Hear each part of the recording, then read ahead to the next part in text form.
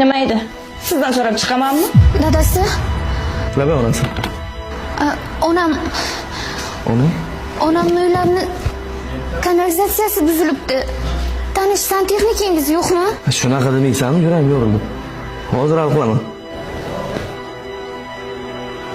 Aka bir. Hadi. Sani santexnik nomeri bordimi?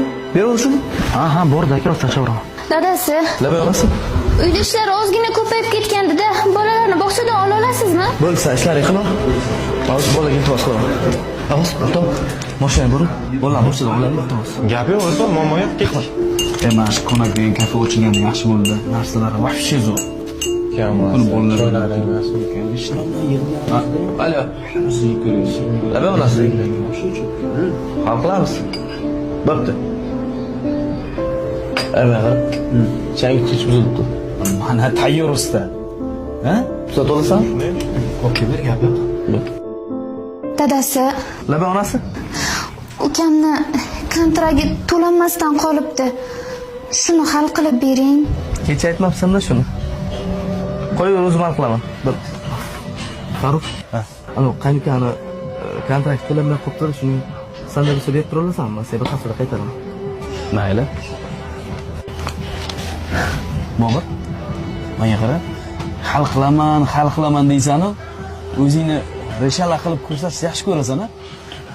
O'zi qo'lingdan hech narsa kelmaydi. Hamma ishingni mana biz hal qilamiz. Farruh. Erkak kishining ikkinchisi bor, bilasan? Qanaqa? Hal qilaman. Nimani hal qilaman? Erkak kishining ikkinchisini hal qilaman.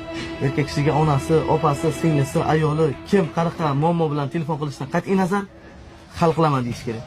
Biz erkak kishimiz. Agar biz hal qilib bermasak, ular begonaga borib iltimos qilmaylik, to'g'rimi? Men sandan boshqa o'rtoqlarni iltimos qilib hal qildirarman ishimni.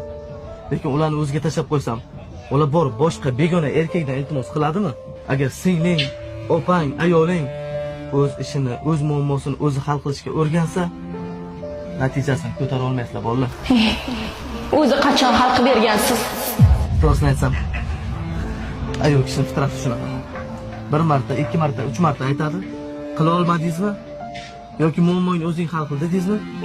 O'zi hal qilishga o'rganadi. O'zi hal qilishga o'rgandimi, sizni hurmat qilmaslikni boshlaydi. Sizdan so'ramasa ko'chaga chiqib ketishni boshlaydi. Sizni oyoq osti qilishni boshlaydi. Odam o'rnidan ko'rmaslikni boshlaydi. Bu uyda o'zim erkak, o'zim ayol bo'lsam. Bitta nozik masalaga e'tibor bermaymiz.